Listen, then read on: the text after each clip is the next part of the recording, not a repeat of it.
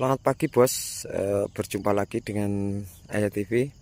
Pagi ini cuaca cukup cerah, walaupun ada kabut sedikit. Kita melanjutkan video kemarin. Setelah kemarin kita lakukan pemupuan di pemupuan yang terakhir 50 HST. Kemudian kita langsung membahas tentang dampak di pembuahannya. Jadi seperti ini bos, untuk pembuahan yang kita persiapkan sebagai finishing hasil dari perawatan kita dalam satu musim. Dan ini adalah kloter ketiga untuk tanaman saya fase ini. Untuk pagi ini kita coba ngobrol-ngobrol sambil nyantai ya bos, mumpung cuaca bagus, tentang analisa pembuahan semangka. Jadi kita akan menganalisa dampak dari pemberian unsur kalium serta beberapa unsur termasuk NPK yang kita masukkan ke tanaman ini, serta bagaimana kita mencoba membahas bagaimana proses perjalanan buah ini agar cepat besar, apa saja yang perlu kita persiapkan. Jadi kita analisa satu persatu ya untuk segi pembuahannya.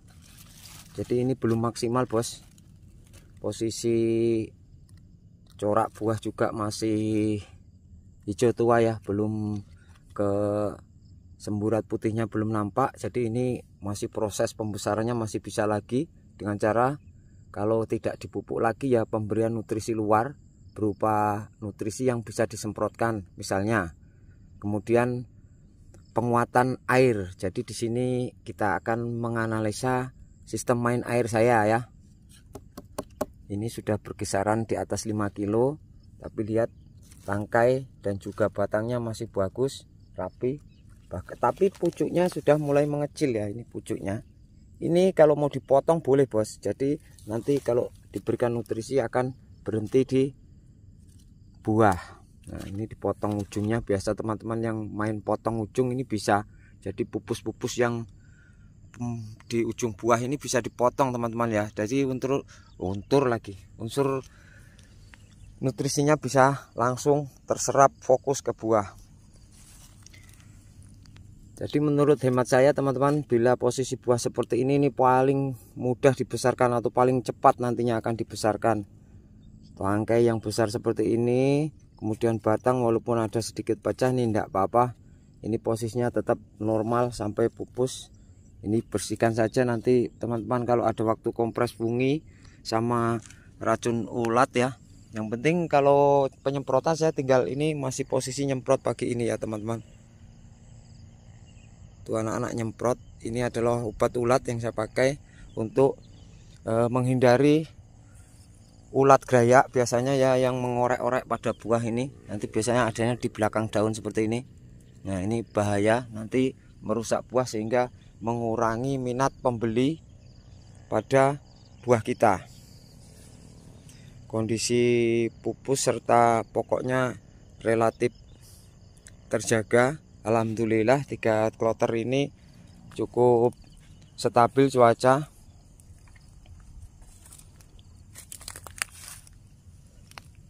Nah ini juga contoh buah yang bakal jadi superan. Makanya saya katakan di buah ketiga, memang analisa saya kalau buah ketiga itu proses pembesarannya lebih mudah daripada buah ke-1 dan kedua. Karena buah ke-1 dan kedua biasanya nanti kalau tidak malak ya kelebihan nutrisi seperti itu kalau non biji ya. Jadi analisa kita atau kewajiban yang harus kita lakukan setelah melakukan pemupukan sistem kolam seperti kemarin ya teman-teman, kita lihat efektivitas dari pemupukan di corak buah. Pertama, pengembangan atau pembesaran daripada buah ini bagaimana, kemudian batangnya gimana. Jadi daun akan terlihat seperti ini ya, terlihat lemes tapi magak, dan walaupun ada masalah di atas mulsa misalnya ya, yang penting berhenti ya. Ini juga ada bercak tempat saya ini karena ya curah hujan cukup tinggi, tapi mandek ya teman-teman. Jadi bercak hitam ini sudah berhenti. Ini cuma tak kompres equation kemarin ya, equation tunggal di atas mulsa itu. Nah ini kalau kita bawakan buah misalnya lah 3 buah 4 buah dalam satu pokok seperti ini, teman-teman harus main air. Jadi main air ini adalah memberikan air yang maksimal pada buah, terutama di pagi hari atau bahkan bagus di malam hari ya. Jadi kalau satu batang ini kita buahkan misalnya 3 ya, sebelah saja, belum sebelah sana. 1 2 3. Ini akan sangat kuat makan nutrisi dan air. Jadi teman-teman usahakan penyiraman itu berdurasi cukup lama pada pokok semangka kita, karena air yang cukup ini akan mengencangkan isi daripada buah ini, kemudian membantu pemulihan pupus-pupus yang mungkin mengecil. Jadi tidak perlu namanya full sehari. Yang penting kuncinya kalau pagi hari ini selesai misalnya ada kegiatan nyemprot ya harus cepat dikocor, jangan sampai telat. Kalau sampai telat biasanya nanti pupus itu akan sangat mengecil, pucuknya mengecil tapi nggak bersih. Jadi bahasanya purat ya, seperti itu. Kadang purat terjadi juga karena kekurangan unsur air. Jadi teman-teman, intinya bagaimana Mas untuk satu periode tanam semangka musim ini ya. Jadi hemat saya ya, untuk posisi pokok yang seperti ini, semakin kita memberikan unsur kalium lebih pada tanaman kita, itu akan semakin berpeluang mendapatkan tonase yang lebih banyak. Yang penting kuncinya tetap dijaga posisi daun dan juga batangnya ini dengan pengkompresan fungi secara berkala, baik sistemik maupun kontak. Kemudian untuk pertumbuhan itu jangan terlalu suka ketika pokok gemuk ya di masa pertumbuhan. Yang penting saat pembuahannya ini intinya. Jadi nanti buahnya ketika dibesarkan diberikan unsur kalium lebih, itu akan sangat cepat makannya. Kebetulan lahan ini kita sudah menggunakan magnewis, jadi untuk mutiara maupun NPK-nya tidak terlalu banyak saya berikan. Dan alhamdulillah posisi pertahanan pokok sampai hari ini, saya buat video pagi ini 52 HST ya. Ini masih tetap kokoh teman-teman.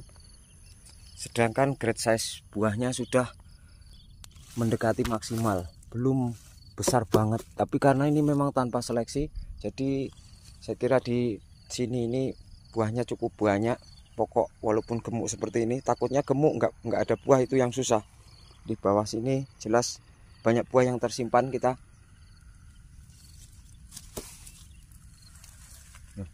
Ini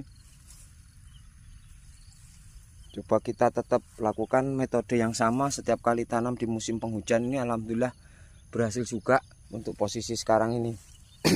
Kemudian yang berikutnya, yang terakhir adalah main air. Jadi teman-teman, untuk yang bertanya apa itu main air, sebenarnya main air ini kata-kata dari Tauke di Malaysia dulu. Main air, main pupuk, kalau sana main baja. Nah, main air ini teman-teman sebenarnya kita nyelah.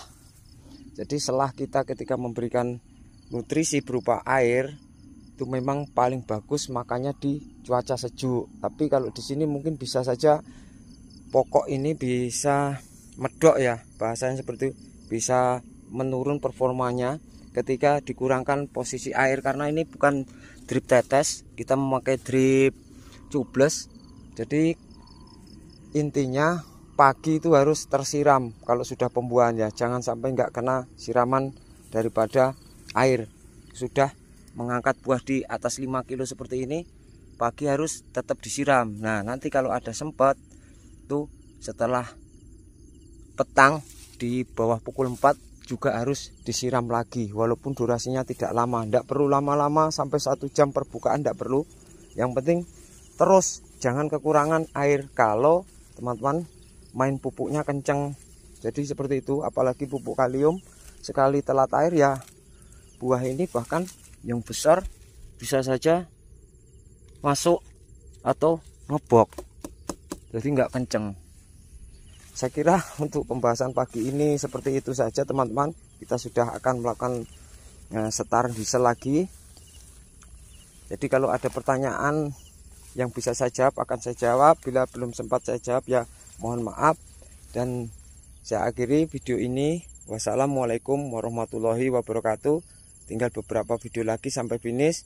Mudah-mudahan nota bagus, berhasil untuk kloter ketiga ini. Wassalamualaikum warahmatullahi wabarakatuh.